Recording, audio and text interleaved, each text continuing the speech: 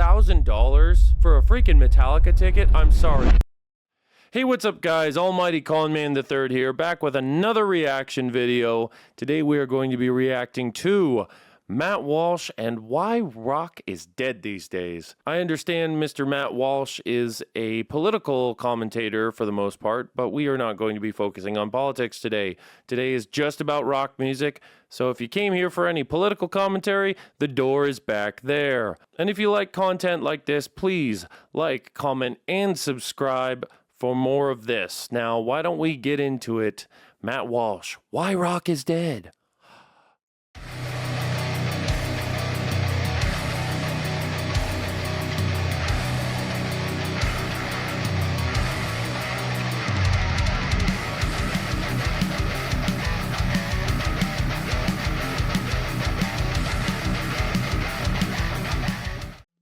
All right, everyone, this is Matt Walsh's video. Rock music is completely dead. This is why on his channel.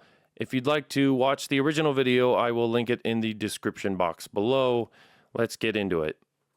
As you may have noticed recently on the show, we've started to focus more on cultural commentary, a little less on politics. And the reason for that is partly, if I'm being totally transparent, I find the entire political podcasting space to be increasingly boring and redundant. Everyone's saying the same things. Everyone is talking about the same stories. Conservative podcasters all repeat essentially the same basic talking points unless they're fighting with each other, which is even more boring and at this point even more redundant. So I find it all incredibly uninspiring and uninteresting, which is enough reason to try to find different things to talk about. Also, culture matters. And that's why cultural commentary has really always been my primary focus. All I'm doing now is kind of doubling down on Primary focus? I don't know. I haven't seen him do much cultural content. I can't speak to the validity of that, but it does a lot of political content, so I don't understand. Cultural content, I think, is a lot more entertaining anyway, so that's why I stick to anime and music. Duh. Now, I have some personal ties to this issue long before I became a podcaster with my very own fancy fish cam. In the early 2000s, I was a small market rock DJ. It's not something I talk about very often. Oh, yeah. Okay, yeah. I heard he was actually a rock DJ for like a college radio station or something like that back in the day. Don't quote me on that, but I heard that was a thing. So kind of interesting to see a conservative pundit like him being into rock music. I mean, rock has always been kind of steeped in some sort of conservatism to begin with, but that's not the point. The point is you just wouldn't expect someone like Matt Walsh, Mr. Lumberjack Central looking ass over there. Yeah, he would he would not be your first pick on who listens to rock music. But I mean, I don't know, I've seen some stranger stuff with the hipster culture these days and whatnot, so I guess looking like a lumberjack is just par for the course with a lot of rock music enthusiasts. And various media outlets like to bring it up. But today I'm going to make an exception because I now realize that in that capacity, I witnessed the last gasps of the entire genre of rock and roll. I saw firsthand how it entered a slow motion death spiral, and it would never recover for reasons that no one has ever really explained. A cultural institution, a global phenomenon, one that is distinctly American. Jeez, I'm fucking 2 minutes into this video and I'm already yawning. Just get on with it, Matt. Essentially vanished.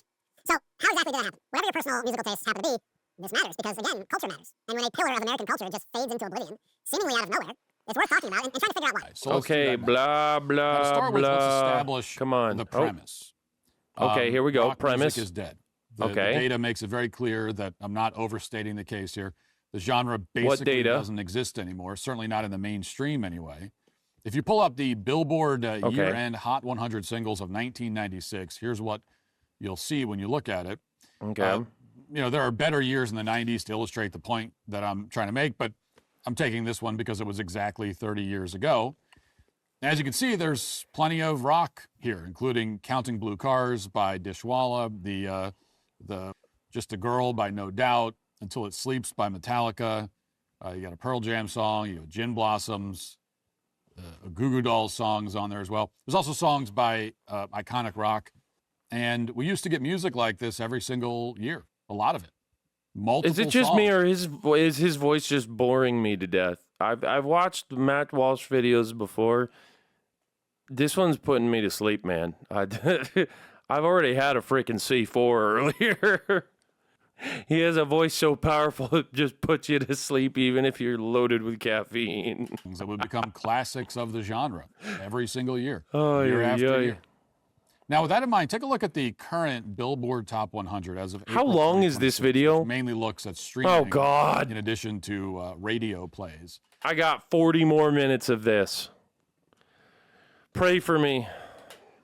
Completely different story. The top songs right now are all just this urbanized pop stuff. Pop and rap and country have kind of fused together, and everything sort of sounds the same. Now, To address his point, he was saying that a lot of it's being overtaken and fused with pop and whatnot.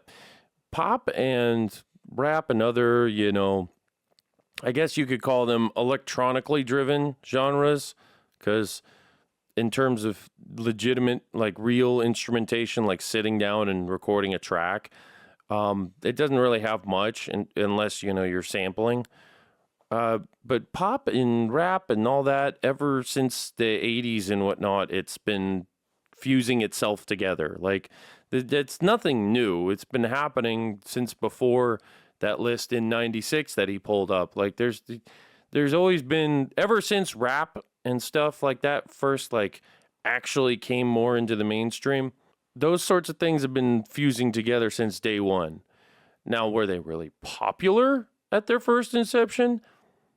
No, not necessarily. I mean, a lot of that came out in the late 90s, with like Linkin Park and nu metal, things like Korn or Limp Bizkit. Like, those started to get popular in the late 90s, early 2000s.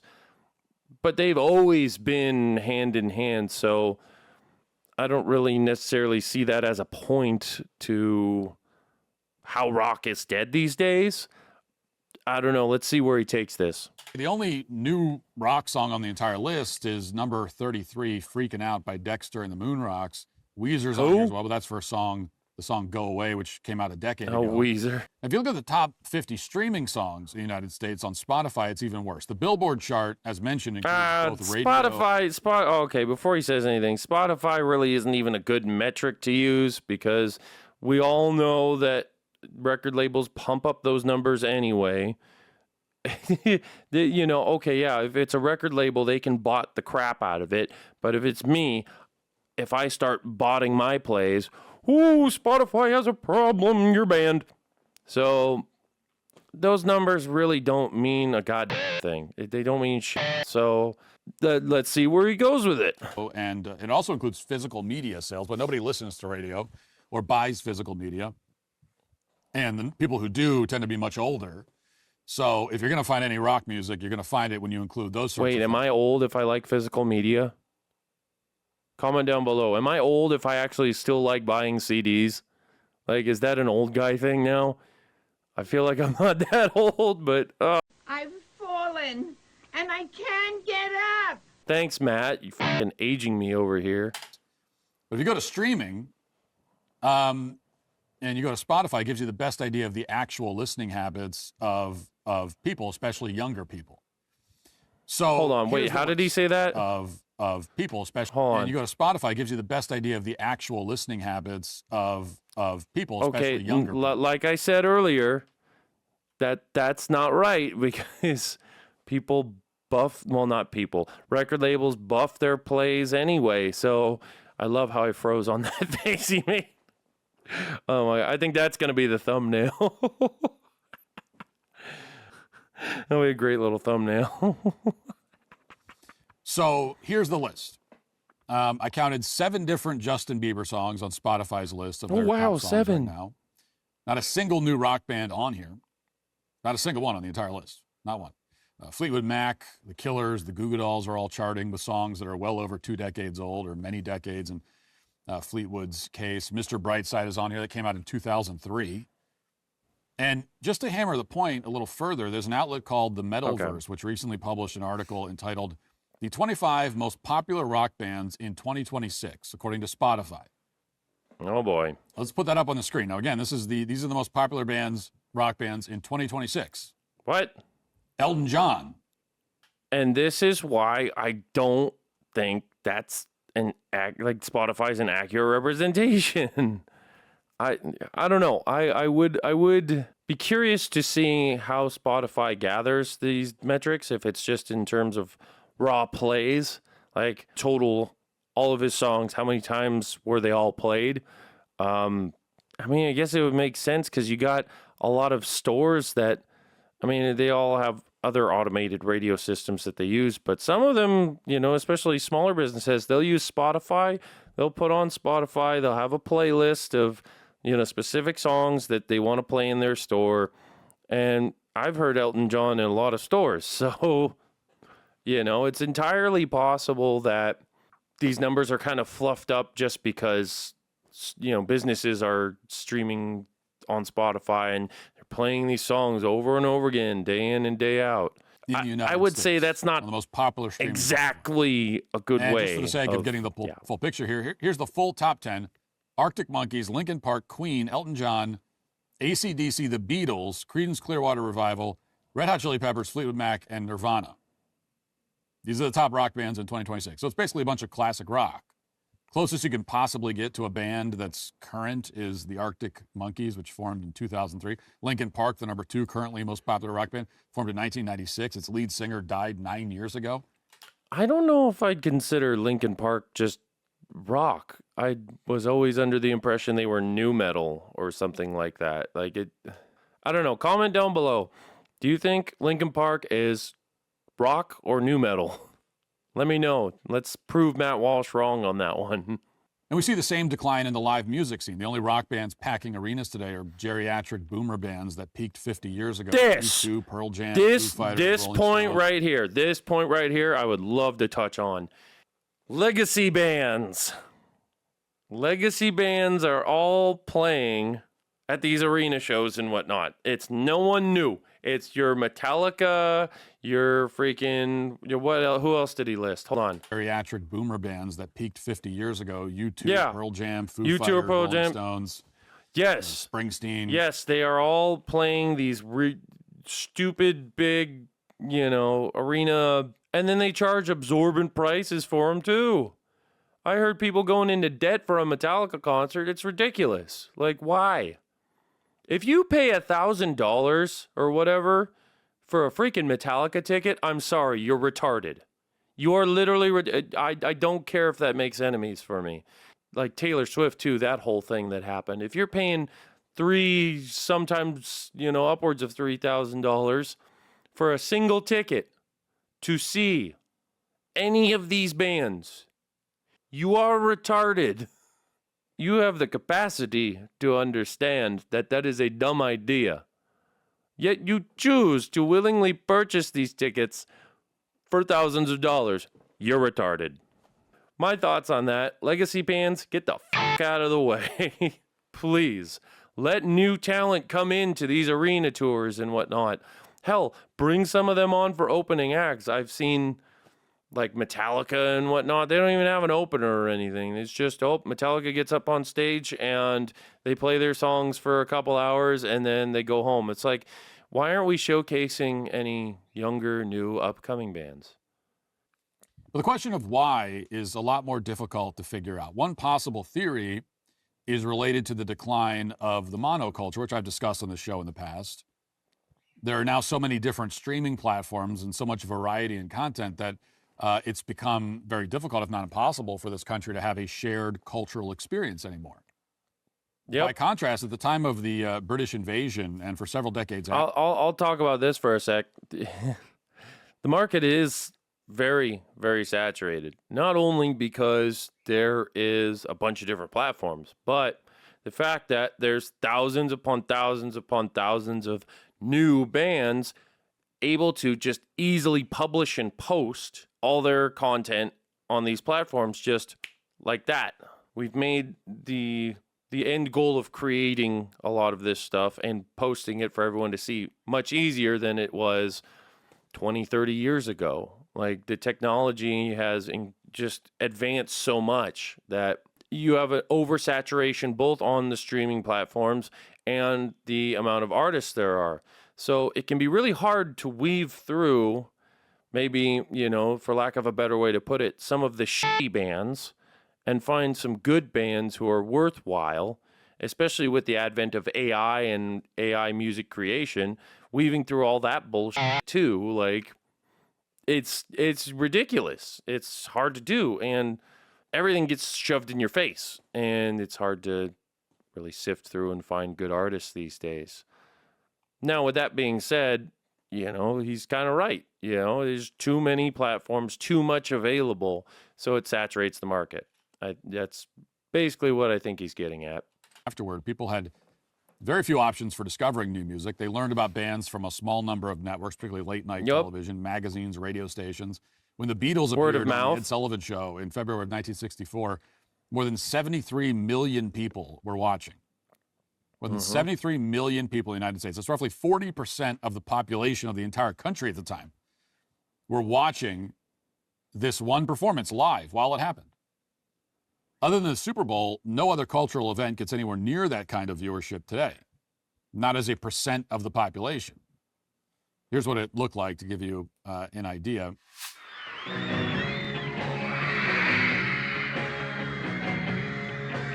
Now, this is old.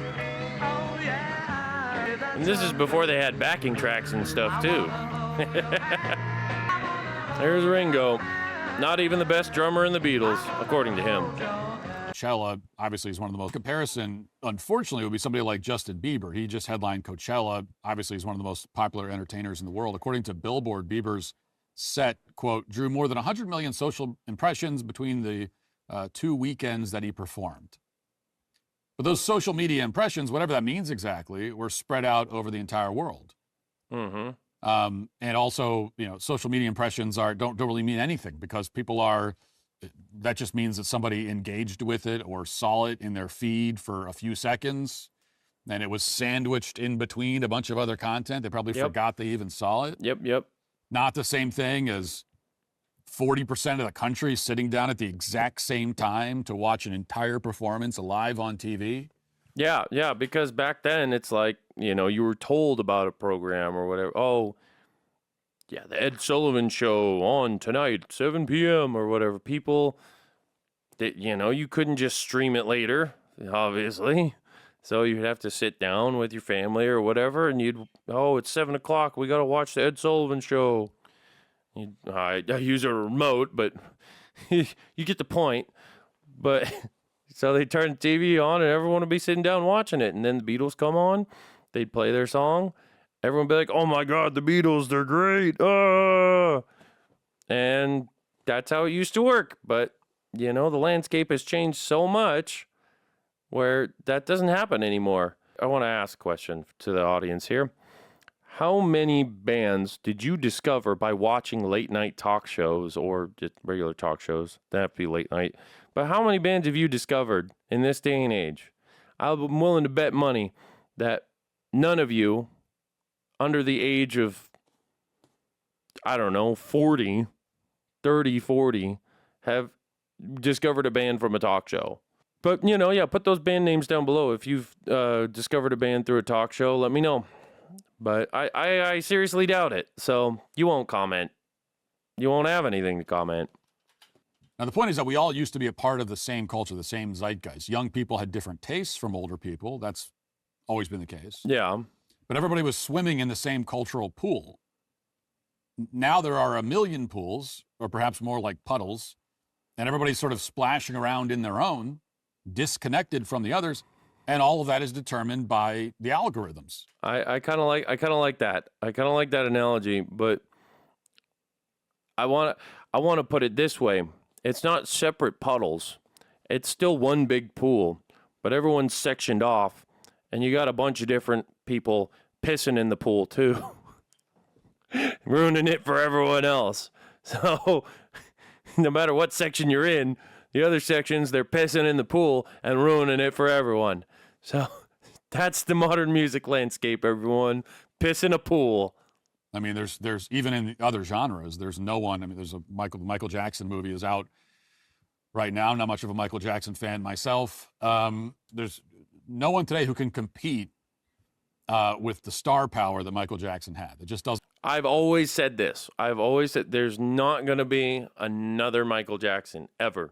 Not once, not ever. Primarily because he had a huge amount of universal appeal. You know, with his music, you know, pop always has a huge amount of universal appeal. Mainly because also there was that Prince rivalry going on, you know, over the course of the years. I think rivalries really drive sales in a lot of different ways. Maybe I'll make another video about how music rivalries drive the market. But long story short, because of how great of a musician he was to begin with, if you look at his life, you know, he was top tier along with Prince. Him and Prince were like two of the greatest musicians to have ever lived, and their work ethic showed that. So there's no way you're going to get to Michael Jackson's level in this day and age, not only because more than likely, I guarantee you don't have the work ethic he does, and it's just the landscape is so different that the way he came up in the industry, it would be very, very, very, very difficult to replicate. It would be like 0.00001% chance that you get to that level. And that's just how it is, unfortunately. But not all hope is lost, because there are still plenty of musicians who make good money off of what they do. And it's very, very difficult even then to get to that level, but you can do it. That is more feasible than a Michael Jackson level of success. So Rick Beato suggested another way of looking at the problem, which is to zoom out a little bit. Instead of focusing on the end of rock music, we should try to figure out why bands in general, of all genres, are dying out. Watch. If you go to the top... Love Rick Beato, by the way. I'd love to do a video with him at some point in my career here, but anyway. Right now in the U.S., you have Sabrina Carpenter, you have Lady Gaga, Bruno Mars, you have Jimin, you have Chappell Roan, Billie Eilish, Post Malone, Morgan Wallen, Shabuzi, Kendrick Lamar, Tommy Richmond, Hozier, Zach Bryan, Casey Musgraves, Benson Boone, Teddy Swims. It's just literally all solo artists. So next, as an experiment, I put together a list of the top 400 artists in ranking of monthly listeners on Spotify, and I looked to see how many bands on there were created in the last 10 years. Take a guess how many. You might think, oh, I don't know, 25 bands, something like that, in the top 400. Has to be a lot, right? Yeah. It's actually only 3. What? 3 bands. What? I quit. I quit. Only 3. Sorry about that. Where were we? I have not seen that video that he did. 3 out of 400. 3 bands, actual bands out of 400 artists. I'm about to get musically black-pilled over here. I'm black-pilling. Bands in the top 400 artists on Spotify have formed within the last 10 years. The only 3 bands he identified in the top 400, which formed within the past decade, were Grupo Frontera, Maneskin, and Richie Mitch and the Coal Miners. None of them were ranked in the top 100. I know one of those bands. Maneskin, that and one. Richie Mitch and the Coal Miners. None of them were ranked in the top 100 by audience size, so less than 1% of the top. And that should tell you something. If I haven't heard of them, I'd like to think I'm pretty up to date on new bands and whatnot, but if I haven't heard of them, that whole Michael Jackson fame thing just isn't happening, bud. Now, there are several reasons why this change occurred. For one thing, when everybody started streaming music, the economics for musicians became a lot tighter. It became much harder to split revenue between 4 or 5 people. Right there. More importantly, music production software is far more advanced than it was 20 years ago. Exactly what I was talking about. Drum track or a bass line anymore. We've lowered the bar to make things easier. Things are easier for people to post and put on social media and put out as through their distributor and whatnot, because you can just go to DistroKid, pay them $20, $30, whatever dollars a year, and they'll post everything to Spotify and Apple Music for you. It's insane. It's the bar is lower, which is nice. That's the thing, is it gives more power to the musicians, but now we have problems like this. Have the software do it, and on top of that, social media rewards individual stars. Audiences Yep. prefer to interact or think Yep. they're interacting with, This is say, really Lady true. Gaga or Selena Gomez or whoever on Instagram rather than an entire group. Yep. They want to talk to the star, not the. And actually, you know what? To that point, I will say it's usually easier to have one person be the face. That's it. Just one person. Because you know what? It's hard. Like, I've struggled with this too with my band and whatnot. It's hard to get everyone together. We all have lives. We all have to have day jobs. And some of us live a little far apart. So it's hard to coordinate that. It really is. So, yeah, it kind of sucks. But Rick Beato identified another possible cause in addition to all these, and this may more be a Rick. key point. Wow. More Rick. The other amazing thing about these bands is that they wrote their own songs. Hey! Now, you would have artists like the Supremes or the Jackson 5 that Yep. were part of Motown that have songwriters like Holland Dozier Holland that wrote for the Supremes, or the Corporation that wrote for the Jackson 5. But for the most part, they wrote their own songs. Yep. Now, you would have artists from the 70s and 80s that would actually split off. For example, Peter Gabriel and Phil Collins from Genesis, or Sting from the Police, that would make their own solo records and have massive hits that they still wrote themselves. This didn't really change until the late 90s and early 2000s. This is when you started to have boy bands, for example, Backstreet Boys and NSYNC, that would have these co-writer producers or writer producers that would write their huge hits. This is where people like Max Martin started to come on the scene. And this also happened in rock music. I know because I was part of this thing, being a producer / songwriter. You started to see artists like Aerosmith that do had that a lot Diane these days. Warren writing their biggest hit they ever had, their only Drake number with one, his Ghost I Rider. Don't Want to Miss a Thing, which came out in the early 90s, and rock bands of the early 2000s that would almost invariably have producer songwriters that would make their record. And this really Yeah, and not to mention that it was more than just producers and stuff that would write these songs for these bands. A lot of bands would write songs for each other too. Same thing in rap and hip hop. Like, there's plenty of examples of Eminem even, not so much just producing, but writing things for people. And, like I just kind of joked about, Drake having a ghostwriter, it's not uncommon. Like, sometimes there will be a song that someone comes up with and they're like, oh, this would sound great if it was so-and-so singing it or rapping it or whatever. And it happens. Like, I don't think that necessarily knocks anyone as an artist. I think that if you make a career on, like, every single song was not written by you, then yeah, that's kind of crappy. All you can do is sing or rap. There are plenty of artists that have done both, where they play a song that was written for them and they write their own songs.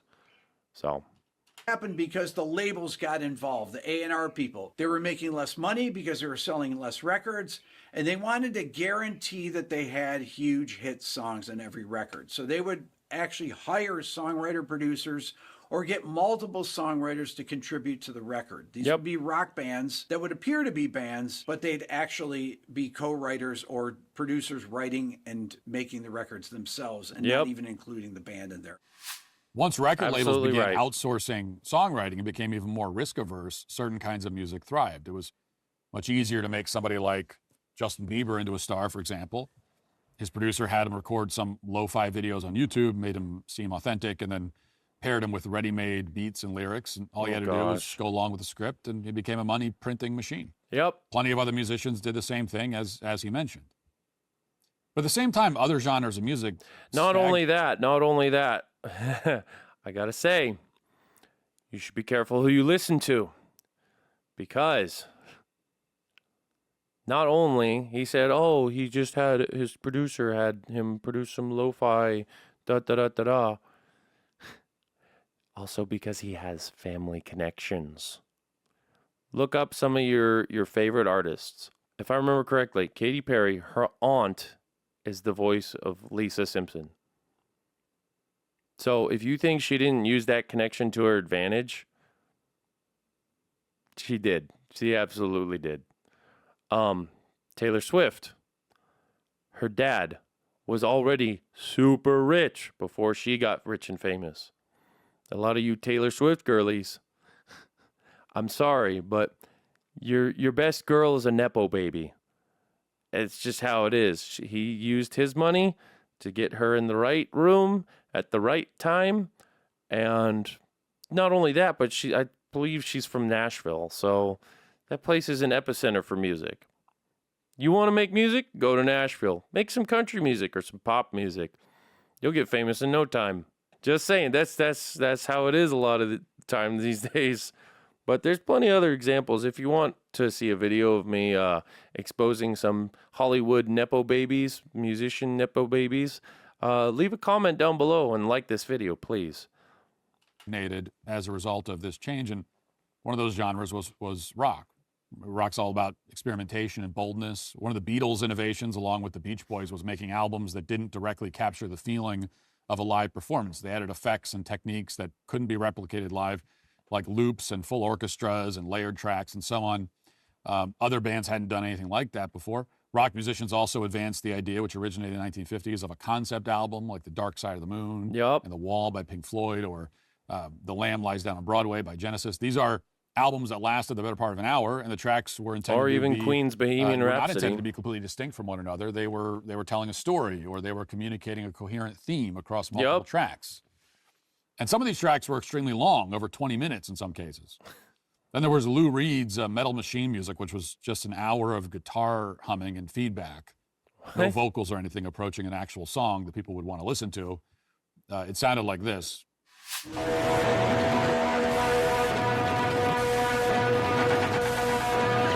What the hell is that? Who greenlit this and said this was a good idea?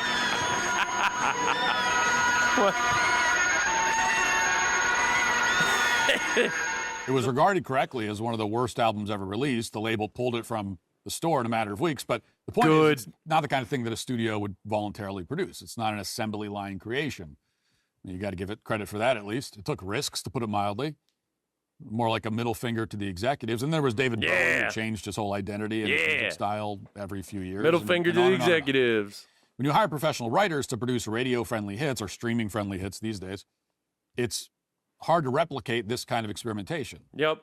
Now, that's not to say that Bowie didn't have famous producers. He absolutely did, but he came up with his own style. He was the chameleon of rock. Along with many other entertainers, he also created the expectation that rock music would be inventive and distinct.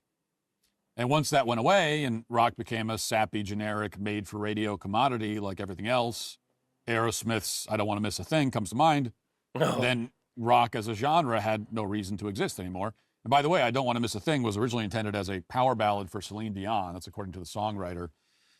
They only made it into an Aerosmith song because Steven Tyler's daughter was cast in the movie. And now for something completely different. All right, guys, I think that's where I'm going to end it, because I don't know if I can sit through all of that, to be honest with you. If you want to see a part 2, let me know. Let me know in the comments below. Let me hear your thoughts. Matt Walsh, please don't come after me for making fun of you earlier. It's all good fun. And then shout out to Mr. Rick Beato, because I really like his channel, and I don't know what video that's from, but I think I ought to take a look at it. Yeah, no, a lot of that was pretty spot on, I must say. I can't say I disagree about too much. I would want to add quite a few caveats like I did, you know. If I were writing a script for him for this video, I'd add quite a few asterisks. Not that this video isn't already long enough, but still, there's a little more going on, I think, than what he's saying in this video. But all in all, I'd give it, if I had to give it a rating out of 10 in terms of accuracy, I'd give it that 8.5, 9, because he's pretty spot on with that. All right, everyone, those were my thoughts on Matt Walsh's Rock is Dead video. So, if you like content like this, please do not forget to like, comment, and subscribe for more of this content. I'm Almighty Conman III. Keep it rockin'. Conman out.